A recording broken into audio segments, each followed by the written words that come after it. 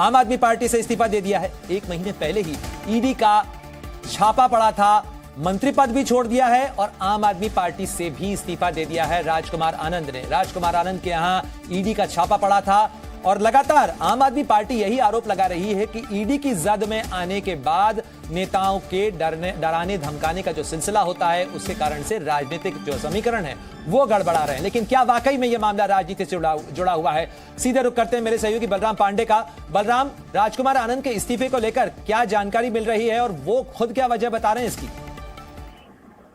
देखिए, आपको बता दें दिल्ली के कैबिनेट मंत्री हैं राजकुमार आनंद और आम आदमी पार्टी के एक बड़े और सक्रिय नेता के रूप में जाने जाते हैं। लेकिन जिस तरीके से उन्होंने अचानक से ऐलान किया कि वो पार्टी के सभी पदों से इस्तीफा दे रहे हैं, वो मंत्री पद से इस्तीफा दे रहे हैं, ये खबर जैसे ही सामने आई, इस खबर के सामने आने से ही एक राजनीतिक भूचाल देखने को मिल रहा है दिल्ली में। क्योंकि जिस तरीके से कुछ दिन पहले ही ईडी की रेड पड़ी थी राजकुमार आनंद के आवास पर, उनके कई ठिकानों पर, उसके बाद से लगातार जो अटकलें हैं वो लगाई जा रही थी कि क्या जिस तरीके से ईडी की छापेमारी हुई है उसको देखते हुए राजकुमार आनंद के खिलाफ भी ईडी का शिकंजा कसेगा।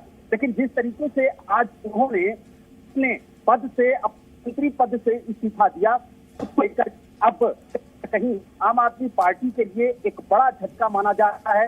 राजकुमार आनंद को बलराम पांडे, राजकुमार आनंद ने अपना यह इस्तीफा किसके नाम भेजा है? पार्टी के जो राजनीतिक संयोजक हैं, राष्ट्रीय संयोजक, वो तो अरविंद केजरीवाल हैं, सीएम भी वही हैं, वो तो इस समय जेल में हैं।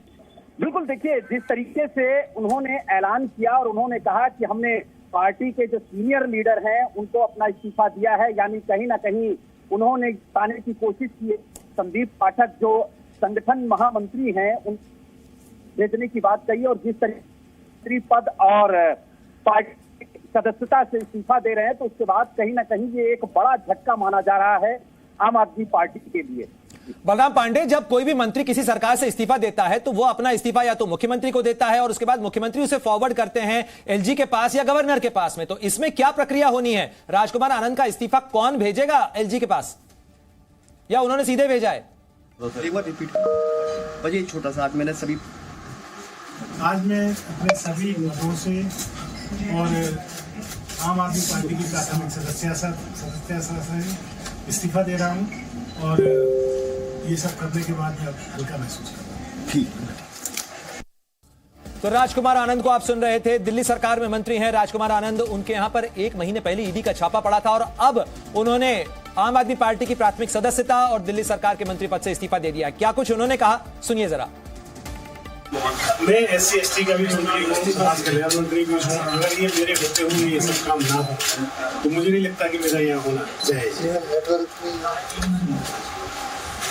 इस पार्टी में दलित विधायक, पार्षद और मंत्री का कोई सम्मान नहीं है, क्योंकि अग्रणी जो नेता हैं उनमें कोई भी दलित नहीं है, कोई भी संगठन में दलित नहीं है, जो ऊंचे संगठन है, किसी राज्य का प्रभारी दलित नहीं है। ऐसे हालात में सब अपने आप को, सभी दलित प्रतिनिधि अपने आप को चुना हुआ महसूस करते हैं।